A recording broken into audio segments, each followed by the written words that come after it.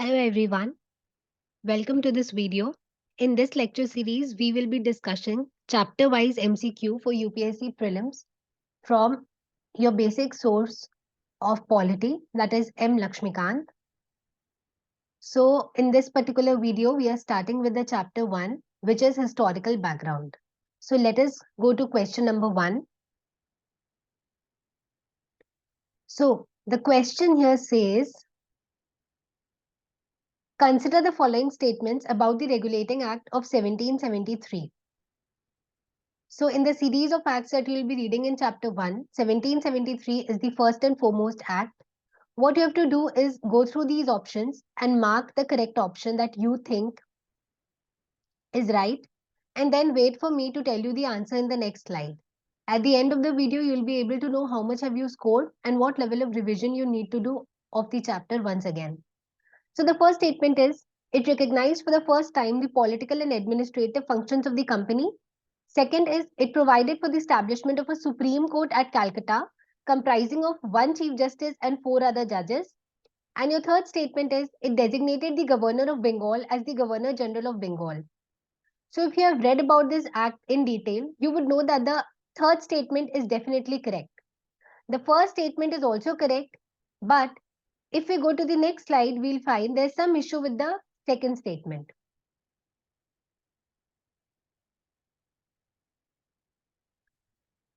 So the answer to our question here is only two. That is, only two statements here are correct. Let us go through the features of the act.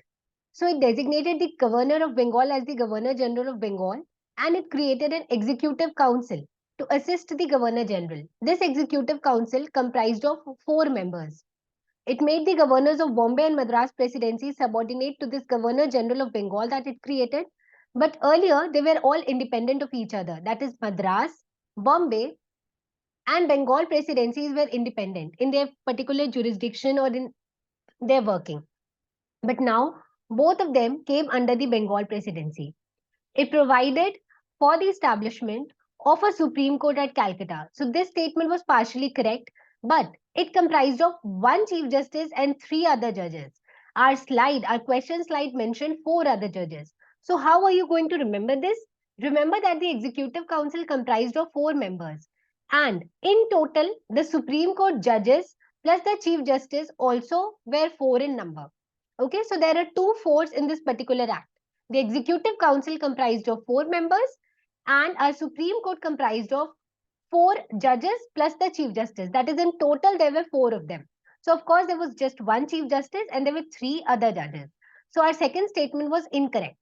It prohibited the servants of the company from engaging in any private trade or accepting presents or bribes from the natives of India. It strengthened the control of British government over the company by requiring the Court of Directors. Court of Directors were the governing body of the company, and they were now required to report on their revenue, civil and military affairs in India. Let us quickly move to our next statement for today, next question for today. Okay, so our next question is comparatively easier. It says, which act called the company's territories in India as the British possessions in India? So there are some very peculiar or distinguishing features of each of these acts that you are supposed to remember. Your first option is the Regulating Act of 1773, which we read in the first question, Amending Act of 1781, Pitt's India Act of 1784, or Charter Act of 1833.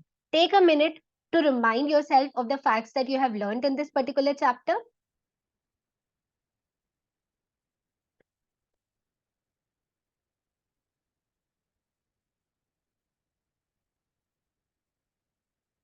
Now let us quickly go to the answer slide.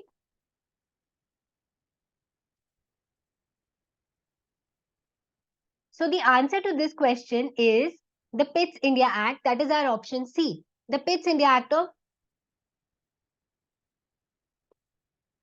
this here should be 1784. I'm extremely sorry for that. Let us correct it here. Yeah.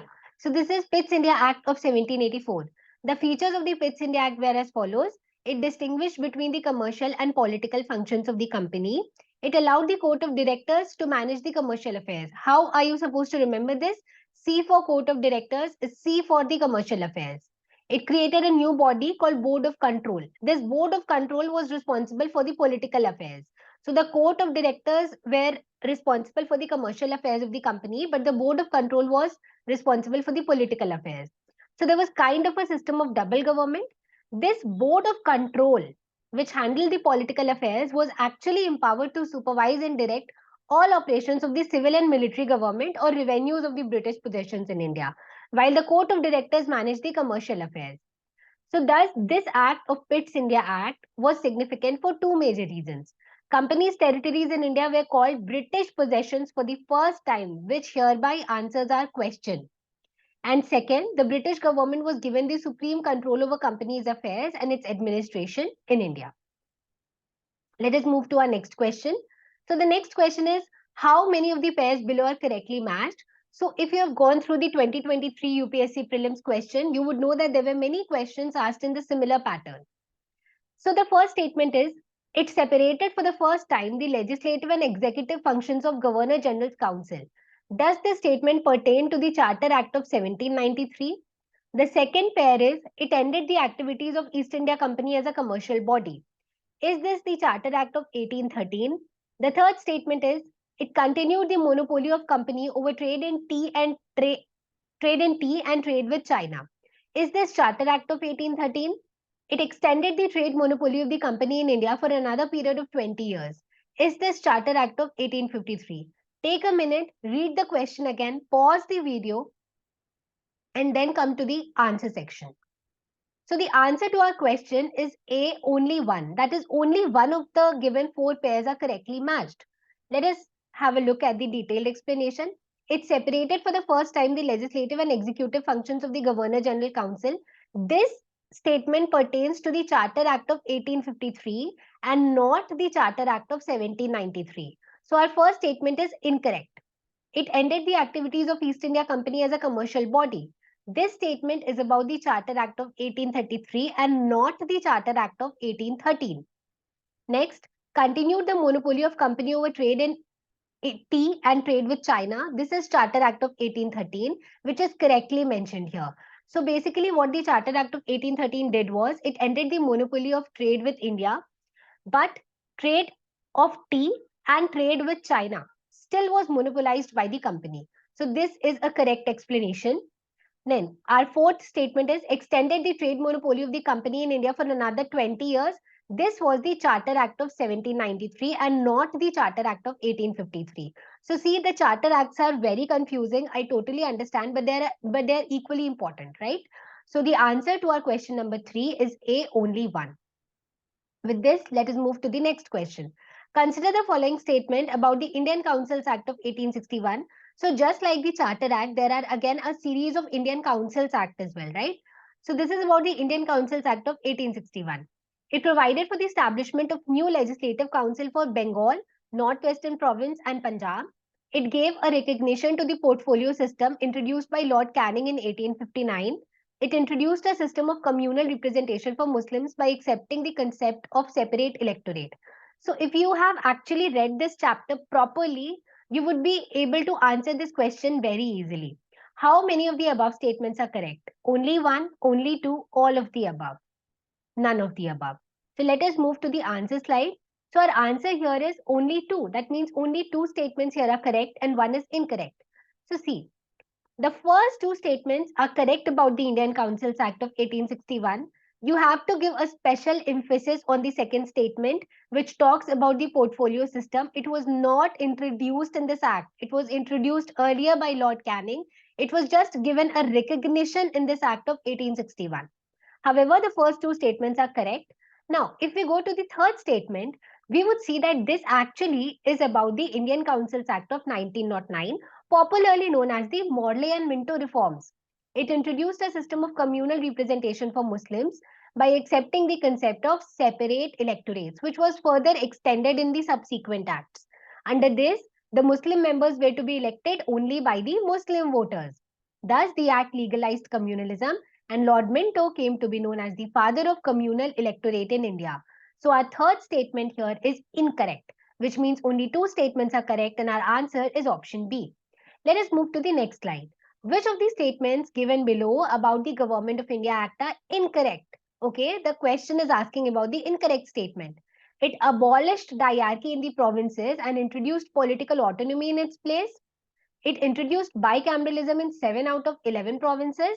About 10% of the total population got the voting right under this act. None of these statements are incorrect and all of them are correct.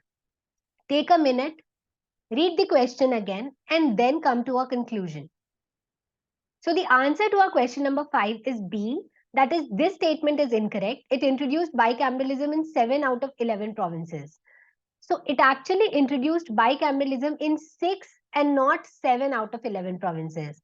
The legislatures of Bengal, 1, Bombay, 2, Madras, 3, Bihar, 4, Assam, 5, and UP, United Province, 6. So 6, Bengal, Bombay, Madras, Bihar, Assam, UP were made bicameral, consisting of a legislative council and a legislative assembly.